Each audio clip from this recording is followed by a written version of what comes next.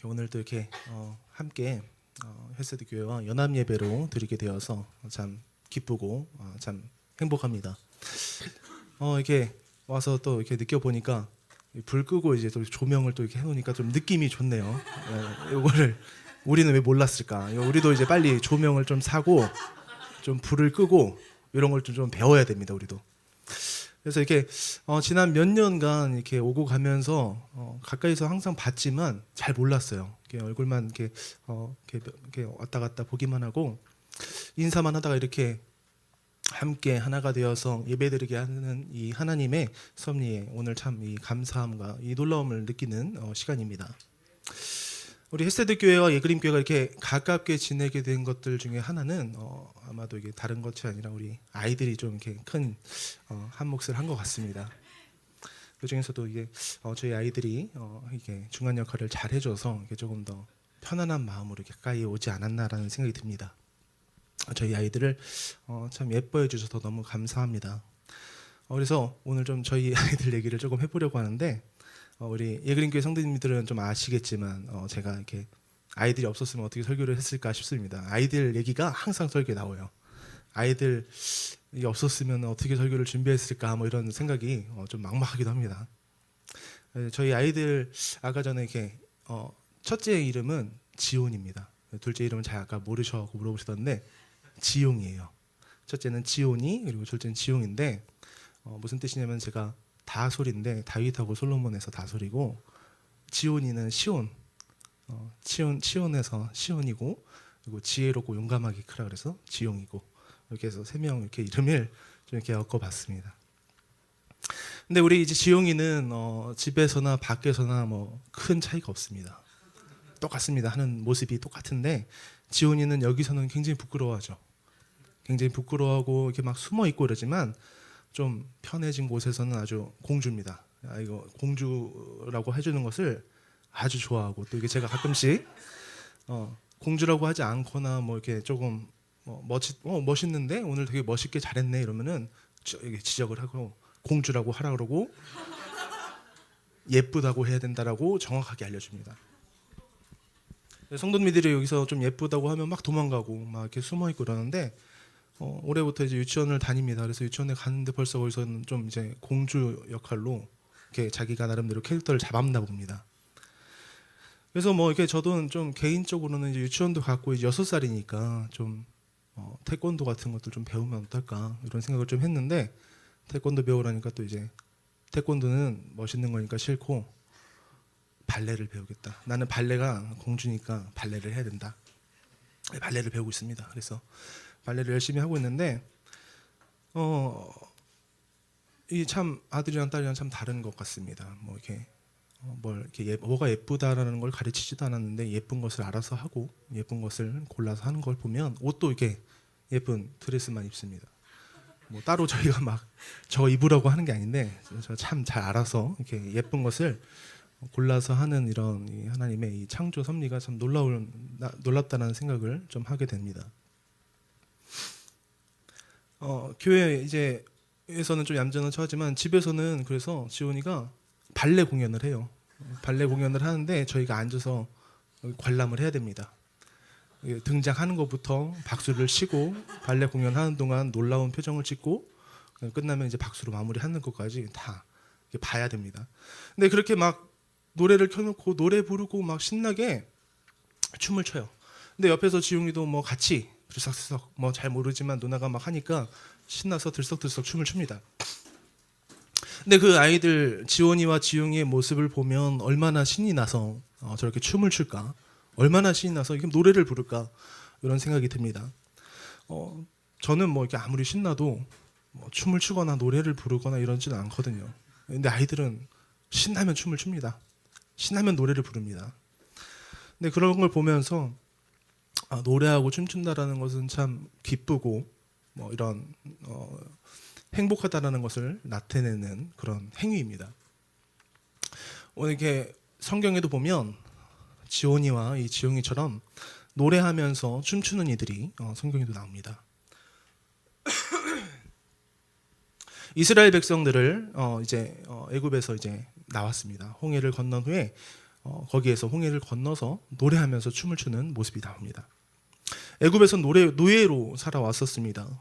사는 게 사는 것 같지 않은 그런 노예의 삶을 애굽에서 살았습니다.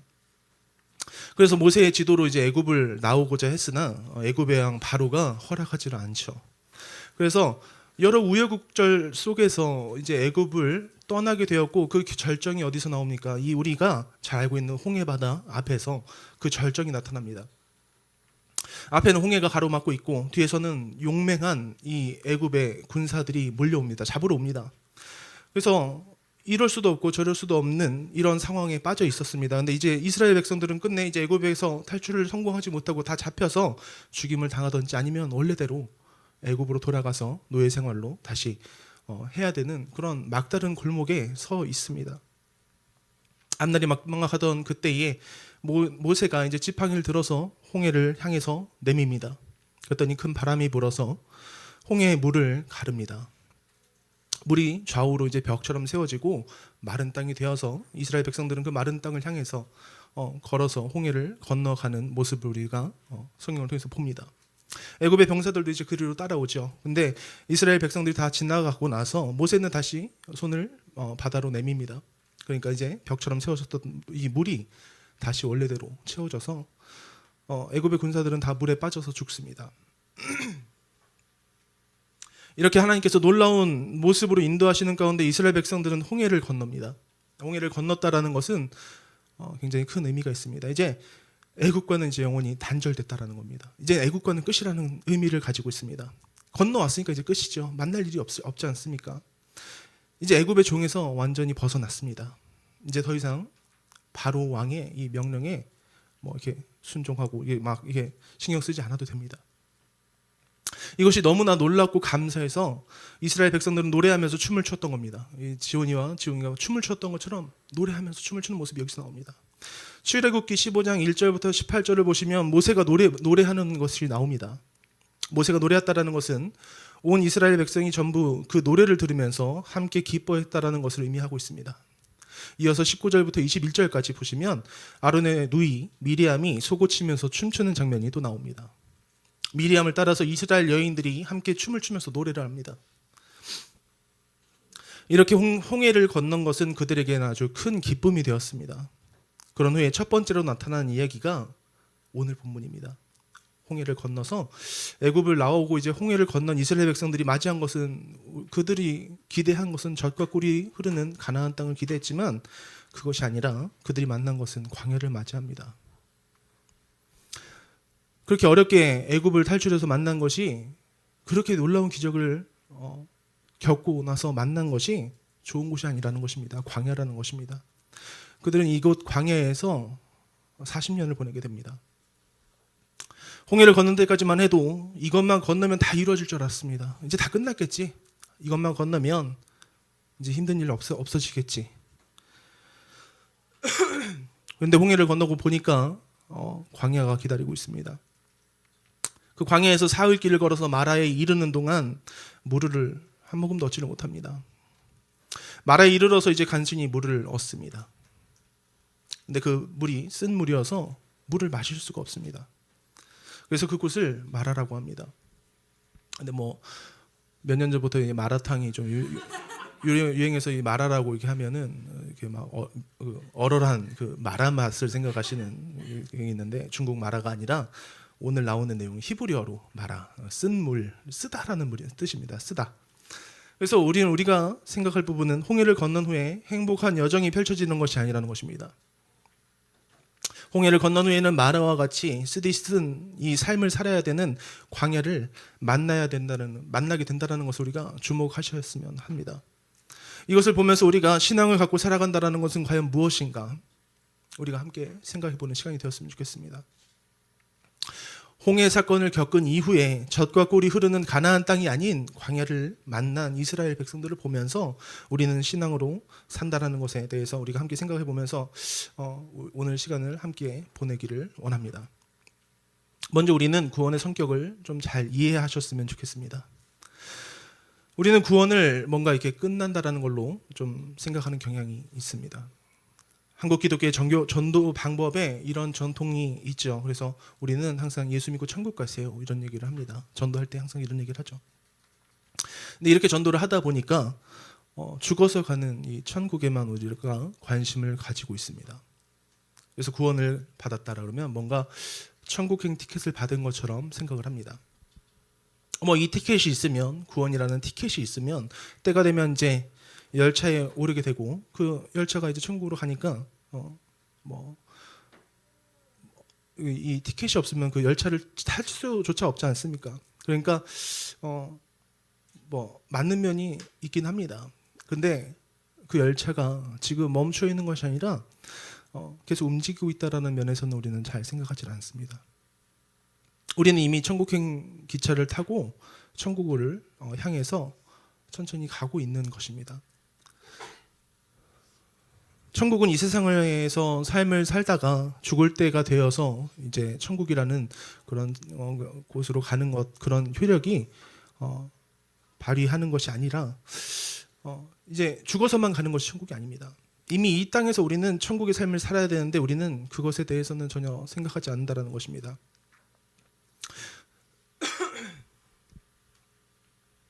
이 땅에서 천국의 삶을 산다라는 것처럼 어떻게 보면 좀 와닿지 않는 말이 또 있겠습니까? 왜냐하면 우리가 상상하는 모습이 어떻습니까? 천국은 슬픔과 걱정이 하나도 없고 오직 희락만 있고 오직 하나님만 찬양하는 곳으로 우리는 그런 생각을 합니다. 고통이 절대로 천국에는 있을 수 없습니다. 하지만 우리가 이 땅에 살면서 어떻습니까? 우리는 슬프고 고통스럽고 좌절하고 하루에도 수십 번씩 이런 것을 마주합니다. 그러니까 이 땅에서의 천국을 산다라는 것이 좀 피부에 와닿지를 않습니다. 이제는 기독교인의 머리에서 죽어서 가는 천국뿐만이 아니라 광야로서의 천국을 우리가 한 번 더 머리에 새겨야 될 그런 시점이 아닌가 생각을 합니다. 죽어서 가는 천국과 이 땅에서의 천국, 그러니까 광야로서의 천국은 확연히 다릅니다. 이미 말씀대로 죽어서 가는 천국은 마지막의 완성은 예수님의 재림으로 이렇게 완벽하게 이루어집니다. 그곳은 완벽히 부활한 이 몸을 가지고 희락과 평강만 있고 오직 하나님께 찬양하는 것만이 존재하는 그런 아름다운 곳입니다. 그런 반면에 광야로서의 천국은 이런저런 굴곡이 있을 수밖에 없습니다. 우리가 살다 보면 오늘 본문에 나온 것처럼 마라의 쓴물을 만나기도 하고 굶주리기도 합니다. 또 때로는 이방 나라의 위협으로 전쟁을 만나기도 합니다. 물론 사흘길을 물 없이 지내다가 오늘 27절에 나오는 것처럼 엘림과 같은 오아시스를 만나기도 하지만 그 잠깐 오아시스 만나는 것에 영원히 안주할 수는 없습니다. 우린 다시 또 광야를 향해서 나아가야 됩니다. 그래서 또 다시 우리는 물 없는 고통을 만날 수밖에 없습니다. 이 세상에서 하나님의 자녀로 살아가는 것이 바로 천국의 삶입니다. 중요한 것은 그렇게 살아가는 삶 속에서 하나님의 다스림이 실현되어서 완전한 하나님의 나라에서 맛볼 평화와 희락을 우리가 이 세상에서 맛보는 것입니다. 이제 우리는 죽어서 가는 천국뿐만 아니라 광야로서의 천국, 모두 천국이라는 점을 우리는 깨달아야 됩니다. 천국행 티켓을 구한 것처럼 구원을 생각할 것이 아니라 이 땅에서부터 하나님 나라의 백성으로 살아가는 것이 구원이라는 것을 우리는 반드시 깨달아야 됩니다. 광야에서의 천국이 하늘에서의 천국, 광야에서의 천국 없이 이 하늘에서의 천국은 없다라는 점을 우리가 깨달아야 됩니다. 우리가 광야, 이 세상을 살아가면서의 천국을 잊어버리고 하늘 천국만 계속 바라고 소망하는 것은 어떻게 보면 천국에 대한 균형을 어느 정도 잃어버린 것입니다. 물론 그렇게 천국만 바라고 이 땅에서의 삶은 다 포기하고 이 땅은 어차피 다 좌절이고 낭망이고 이렇게 살아가다가 죽어서 천국 갈 수는 있습니다. 근데 그게 그렇게 천국 가서 이렇게 뿌듯하겠습니까? 마음이 좀 힘들지 않겠습니까? 그래도 나도 이 땅 광야에서 살아갈 때 좀 더 행복하게 살아갈 걸, 더 기쁘게 살아갈 걸 이런 마음이 들지 않겠습니까? 광야로서의 천국을 잘 감당하는 이에게 하늘에서의 천국 생활이 더 감사할 것입니다. 그래서 우리의 삶은 이미 이 땅에서부터 하나님 나라의 백성으로 우리는 살아가야 됩니다. 그리고 다음으로 이어서 우리가 자연과 사회 안에 있는 생명의 원리로 우리는 살아가야 됩니다. 사흘 길을 물을 얻지 못한 백성들의 이 고통이 얼마나 크겠습니까? 사흘을 물을 못 마셨습니다. 그러다 이제 마라에 도착을 합니다. 이제 마라에 도착해서 물을 얻었는데 씁니다. 너무 짜서 마실 수가 없습니다. 너무 쓰고 너무 짜고. 그러니까 이 물을 이제 얻었는데 이제 백성들이 모세에게 원망합니다. 애굽에서 이제 도망 나오게 해서 노예로 살다가 이제 나왔으니까 우리가 이제 행복할 거라고 생각을 했는데 우리에게 천국을 맛보여 주겠다고 했는데 이게 뭐냐? 나왔더니 광야만 있고 사흘을 물을 못 마셨는데 쓴 물이라 마실 수도 없고 노예 생활할 땐 그래도 물은 마셨지 않겠습니까? 이게 어디가 천국이냐 하면서 막 모세에게 원망을 합니다. 원망을 듣는 모세도 답답합니다. 답답한 마음을 가지고 이 모세는 여호와께 부르짖습니다. 그러자 여호와께서 한 나무를 가리킵니다. 그래서 모세가 그 나무를 들어서 나무를 그 물에다가 던집니다. 그랬더니 물이 달게 되어서 물 문제를 해결하게 되는 그런 내용이 나옵니다. 그렇다면 마라에서 해결한 쓴 물 문제는 여호와의 이적으로 해결된 것입니까? 아니면 자연을 잘 활용해서 문제를 해결한 것입니까? 물론 여호와께서 지시하는 방법으로 모세가 따랐으니까 여호와의 개입으로 문제가 해결된 것입니다. 그러니까 여호와의 이적으로 문제가 해결된 것입니다. 근데 다른 한편으로 보면 여호와께서는 모세에게 한 나무를 보게 하십니다. 모세가 한 일은 그 나무를 물에다 던진 것입니다. 모세가 믿음이 부족해서 저 나무 하나 던진다 그래서 뭐가 바뀌겠느냐 이런 생각을 했다면은 이야기가 달라졌겠죠. 모세는 하나님께서 말씀하신 그대로 순종했습니다. 하나님께서는 나무 한 토막으로도 쓴 물을 단물로 변화시켜 주시는 분이라는 것을 우리가 알도록 이렇게 하신 것입니다. 이것에 대해서 좀 궁금해서 찾아보니까 몇몇 학자는 시내반도 부근에 자생하는 어떤 나무 열매, 그러니까 구르트르라는 나무라는 게 있답니다. 그 나무의 열매가 쓴물을 좀 달게 하는 그런 효과가 있다고 이런 연구 결과가 있다고 이렇게 해서 이런 주장을 합니다. 근데 어떤 이 나무 열매에 이렇게 물을 맑게 해주는 성분이 소량 함유되어 있는 것이 사실이라고 할지라도 그 효력이 그 하나가 갈증에 목이 탄 이 이스라엘 백성들 200만 명을 물을 마실 수 있게 할 수 있는 그런 충족히 그런 효과를 발휘할 수기에는 너무나 나무 하나 던져서 될 일이 아닙니다. 모세가 이게 맞다고 하면 그 나무 막 벌목을 해서 막 트럭으로 갖다 부었더니 물이 맑아졌다 이러면은 조금 그럴 수도 있겠구나, 그 열매에서 뭔가 있었겠구나 하겠는데 하나 던졌습니다. 하나. 그러니까 이거를 하나 던져서 물이 바뀐다라는 것은 맞지 않습니다. 그 나무의 효력으로 나무에 어떤 뭐가 있어서 성분이 있어서 그것이 바뀌었다라는 이 주장은 맞지가 않습니다. 따라서 이 나무는 단지 하나님의 능력을 나타내는 기적의 도구로 사용됐을 뿐입니다. 이 나무가 하나님의 능력을 나타내는 도구가 되었다면 우리는 얼마든지 하나님의 일에 쓰임 받을 수 있다라는 것을 우리는 생각해야 됩니다. 저는 이 말씀이 참 얼마나 감사한지 이게 이 말씀에 참 힘을 많이 얻습니다. 저는 30대 초반까지 목회에 대해서 전혀 생각하지 않고 있었습니다.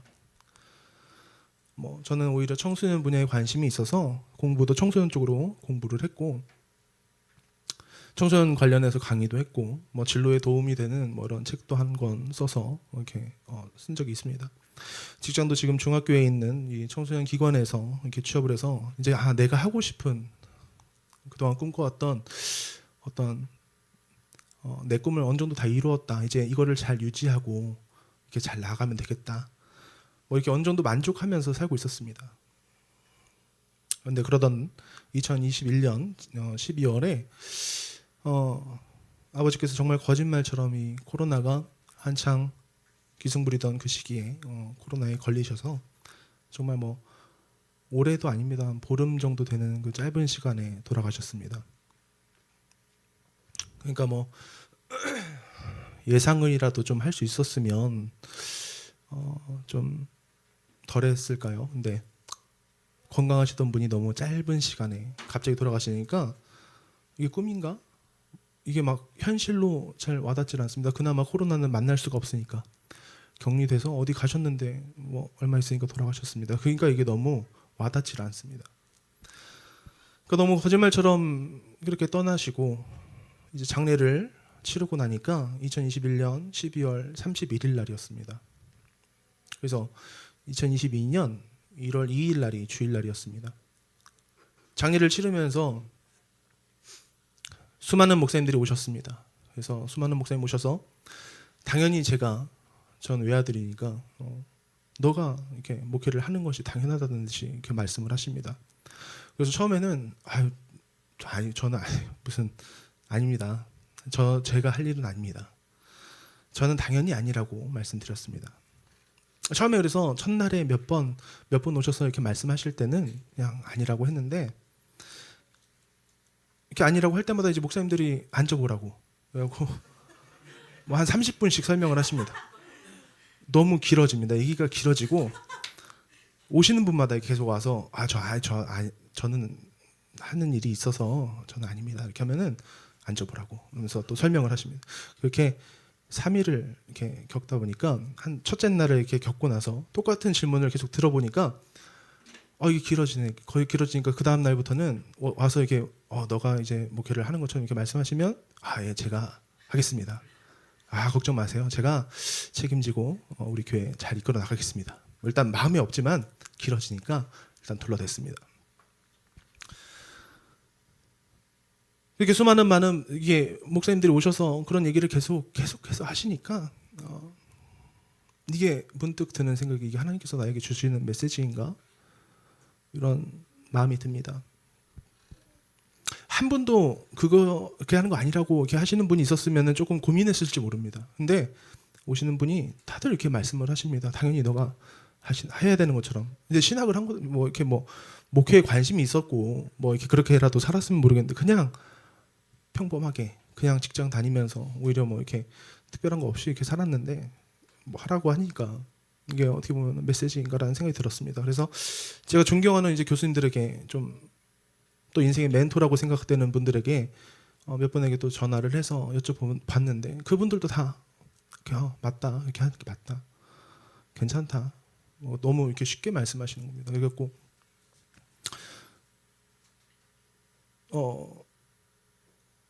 아무도 반대하는 사람이 없으니까 이게 하나님께서 나에게 주시는 말씀인가 보다. 그래서 순종을 하려면 바로 하자.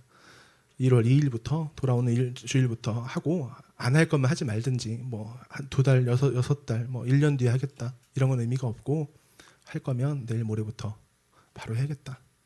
라는 마음 가지고 정말 아무것도 모르는 상태로 이렇게 첫째 주부터 이렇게 지금까지 이렇게 잘 하고 있습니다.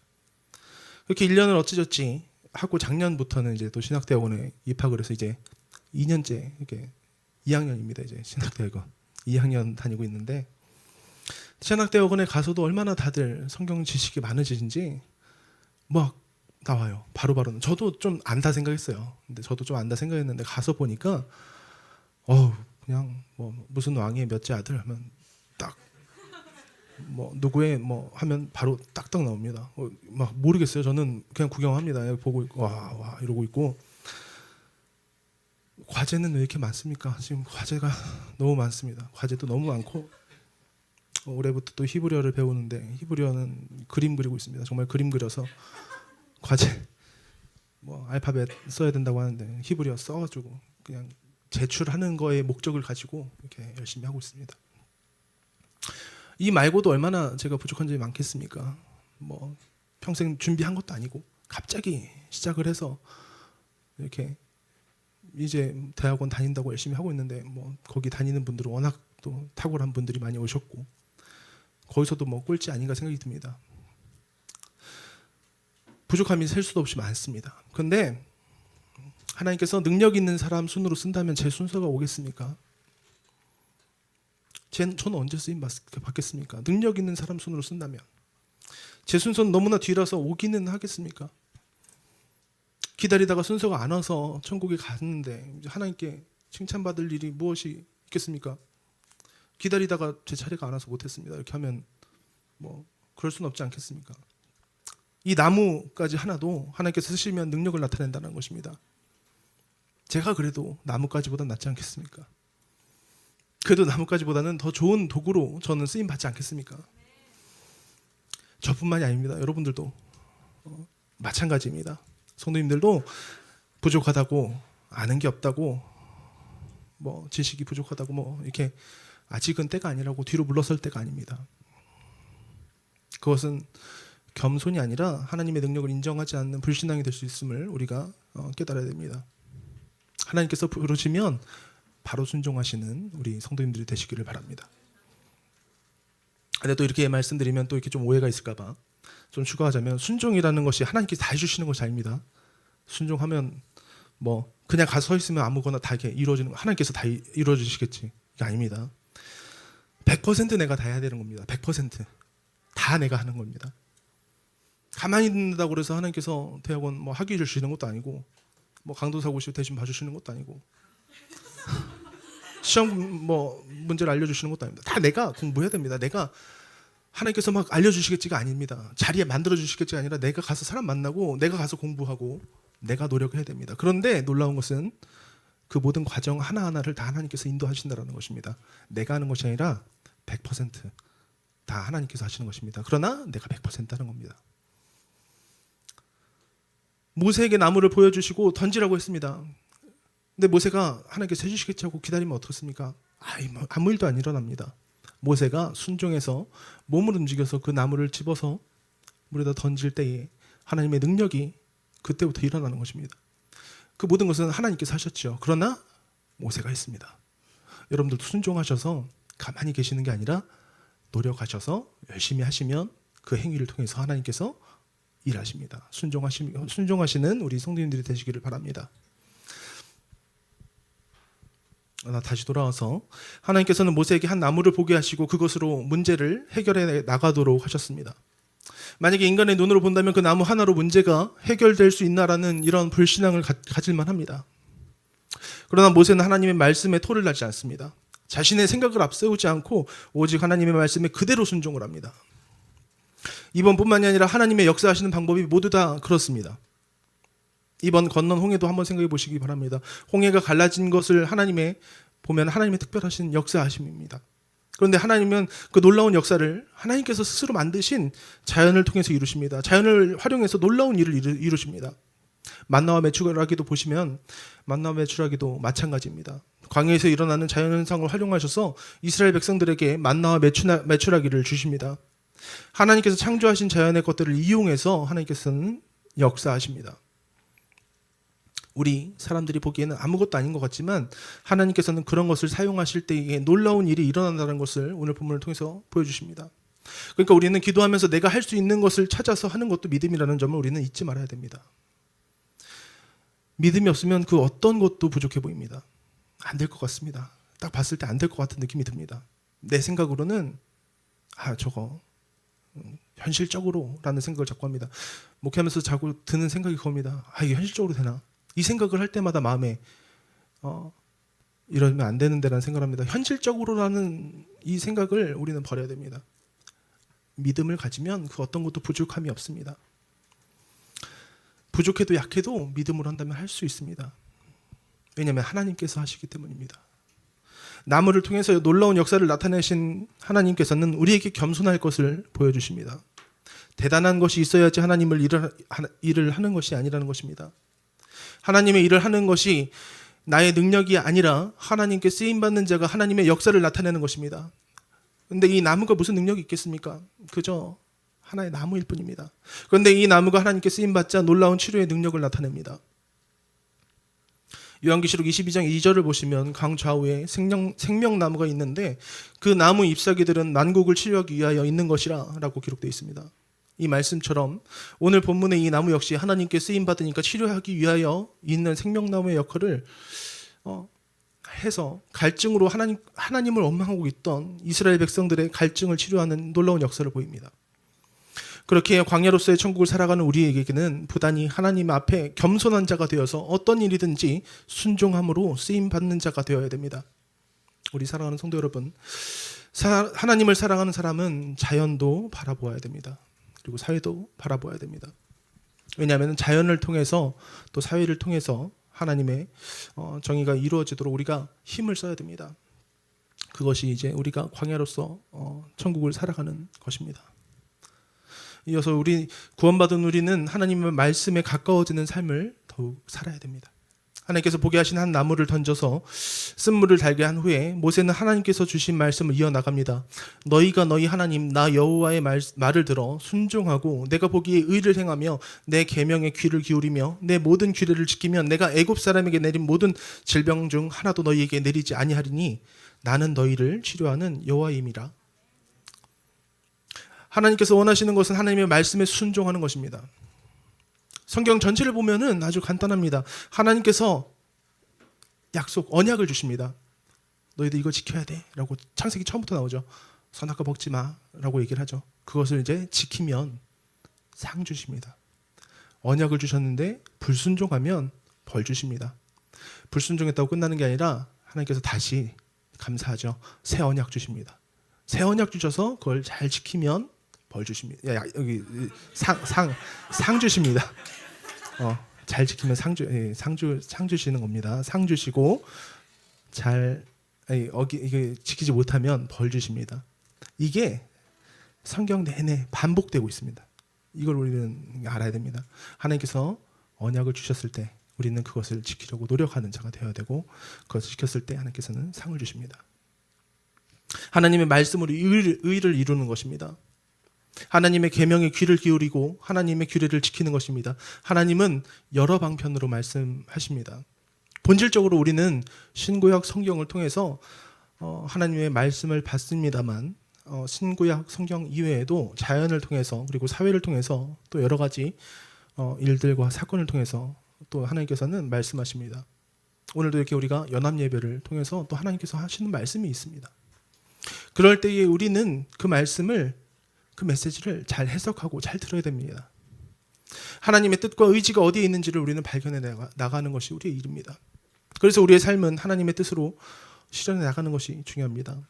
내 삶에서 점철되어서 이루어져 나가야 될 것은 내 이익이나 내 뜻이 아니라 하나님께서 바라시는 것이 되어야 됩니다. 광야에서 사는 우리의 삶이 하나님께서 원하시는 것들로 가득 넘쳐나는 것이 되기를 하나님께서는 원하십니다. 하나님의 말씀만이 이루어져 나가야 됩니다. 오늘 읽은 말씀에 하나님께서 주실 복도 나와 있습니다. 그렇게 우리의 삶에서 하나님의 원하심을 이루어 나갈 때에 여호와께서는 우리에게 치료하는 여호와가 되시는 것입니다. 우리가 비록 힘들고 지치고 상처 입고 쓰러지지만 치료하시는 여호와로 인하여 또 일어나서 우리는 또 광야를 감당하는 자가 되는 것입니다. 우리 사랑하는 성도 여러분, 죽어서 가는 천국만 우리가 환상처럼 생각할 것이 아닙니다. 광야에서 이루어져가는 천국을 우리는 볼 수 있어야 됩니다. 그러려면 우리는 하나님께서 주신 자연과 사회 안에서 또 그 안에서 있는 이 사건들을 보면서 하나님의 숨결들을 우리가 바라보면서 그것이 이 세상에 그대로 제대로 잘 드러나기를 바라고 우리는 그것이 드러나게 하기를 노력하는 것이 우리의 사명입니다. 그러면서 이 세상에 우리의 광야 여정은 오직 하나님의 말씀을 이루어 나가는 그런 모습이 되어야 됩니다. 광야로서의 천국의 삶에서 우리는 종종 마라를 만날 것입니다. 그렇지만 치료하는 하나님께서 함께 하심으로 영원한 천국으로 이어져 가는 것을 우리가 믿고 말씀에 순종해서 자연과 사회 안에서 그리스도인다운 삶을 살아가시는 우리 예그림교회와 헬스드교회 성도님들이 되시기를 바랍니다.